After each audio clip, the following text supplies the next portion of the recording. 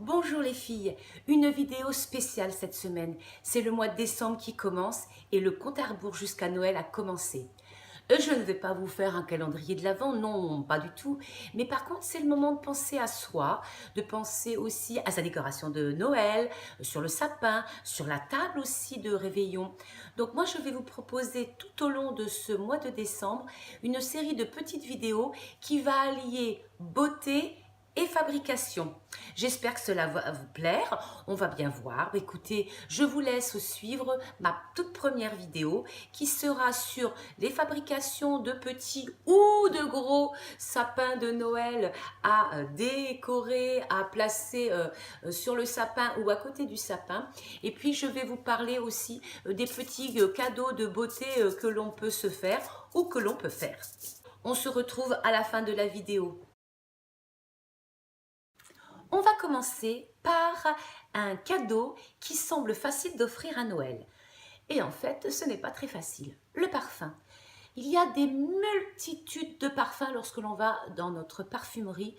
On ne sait plus où donner de la tête. Donc si c'est un parfum que l'on veut s'offrir à soi, c'est très facile. On connaît nos goûts, on va, on teste. Je vais vous en présenter quelques-uns. Exemple, moi j'adore Naïma de Guerlain. C'est un vieux parfum, mais qui sent extrêmement bon. Il est dans son habit de fête.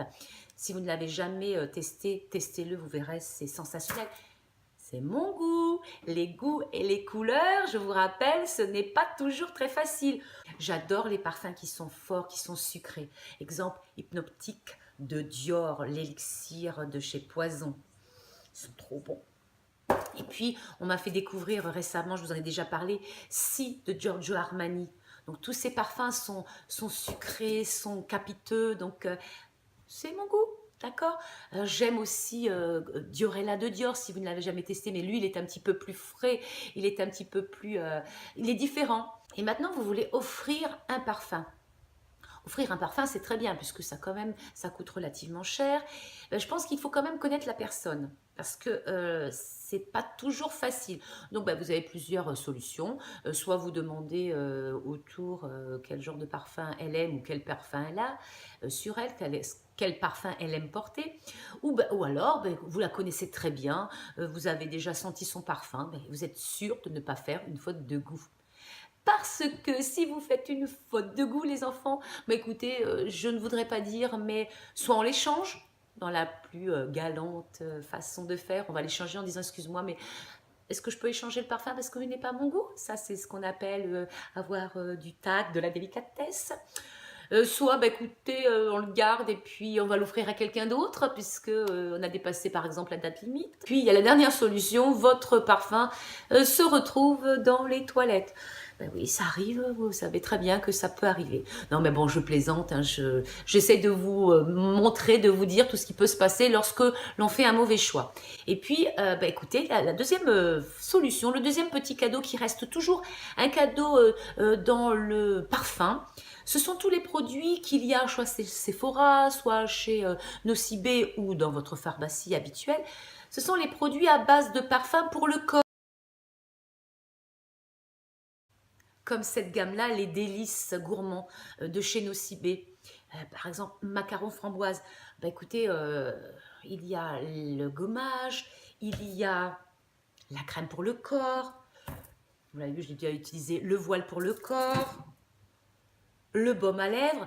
Tous ces produits-là peuvent s'acheter à l'unité ou en coffret. Il y a une multitude de parfums. Celui que j'ai choisi, moi, c'était framboise macaron, parce que j'aime le sucré, parce que je trouvais ça... on avait l'impression de croquer dans un macaron à la framboise de chez La Durée. Miam. Voilà. Écoutez, on va s'arrêter là. À vous de faire votre choix. Vous voulez un parfum ou plutôt une gamme parfumée dans les soins du corps? C'est à vous de décider. Je vous laisse. Chacun fait comme il veut, chacun fait comme il peut et chacun fait comme son porte-monnaie peut. Allez, on passe à la fabrication.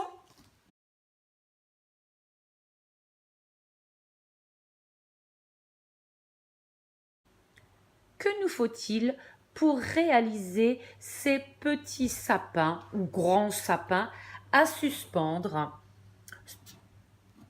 Voilà. En priorité, il vous faut du carton. des vieilles feuilles de cours ou autres. Si vous n'avez plus de feuilles de cours, vous avez bien un vieux catalogue qui traîne, ou sinon vous avez peut-être de jolies feuilles que vous avez achetées. Bien sûr de la colle, une règle, un cutter, des ciseaux, un crayon à papier, et puis vous faites votre petit gabarit sur une feuille de brouillon. Là, c'était un petit sapin de Noël. Et puis tout à côté, je vous invite à regarder dans la barre d'infos toutes les choses que j'avais achetées chez Action pour fabriquer, et puis là, en l'occurrence, pour décorer mes petits sapins de Noël, donc des petits brillants, des petites choses là, toutes belles. Et puis j'avais aussi de la laine qui traînait, donc j'en ai que j'ai utilisé. C'est parti.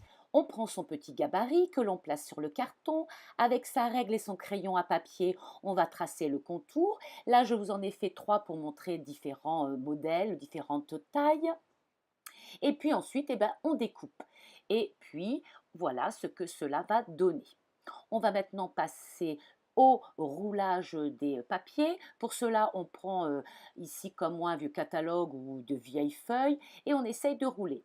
Si on a difficulté à rouler, on va prendre un cure-dent qui va nous aider, et dès qu'on sent que le papier roule bien, on retire le cure-dent et à l'aide de ses 2 mains, on roule, on roule, on roule jusqu'à ce qu'on obtienne là le petit bout sur lequel on met de la colle, et puis on serre bien, on roule et ça va tout maintenir.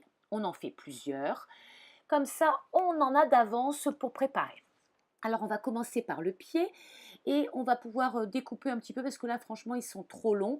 Si jamais ils se déroulent, pensez à remettre un brin de colle.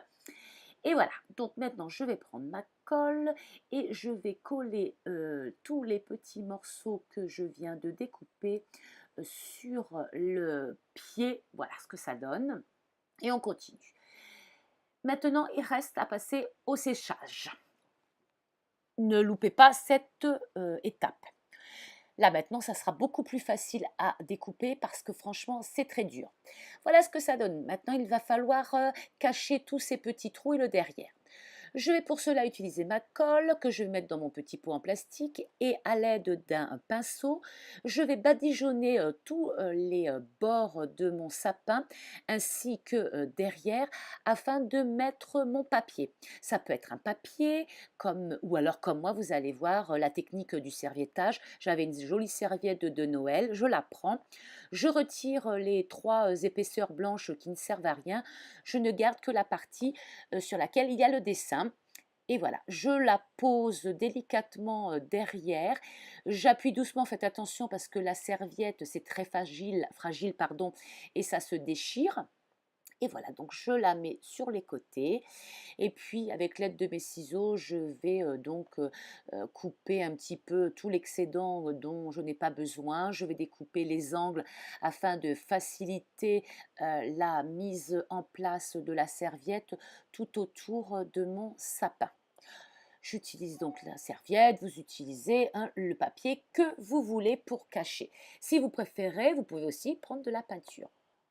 Et voilà, donc une fois que c'est fait d'un côté, voilà, je mets bien sur le côté. Et puis, je n'ai plus qu'à laisser sécher toute la nuit. C'est sec, on n'a plus qu'à prendre ses ciseaux et à faire le nettoyage de tout ce qui dépasse pour que ça reste tout propre. Voilà.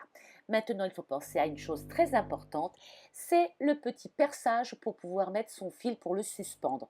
Soit vous faites comme moi, vous avez une mini perceuse, ou alors vous prenez simplement un clou et puis un marteau. Ensuite, il ne reste plus qu'à faire la décoration. Et là, la décoration, je vous laisse vous éclater. Nous sommes toutes différentes. Chacun fait avec ce qu'il a chez lui, avec ses petits scintillants, ses petites choses qu'il peut trouver, ses restants de laine. Bref, donnez ça à vos enfants et vos petits-enfants, ils vous trouveront des idées.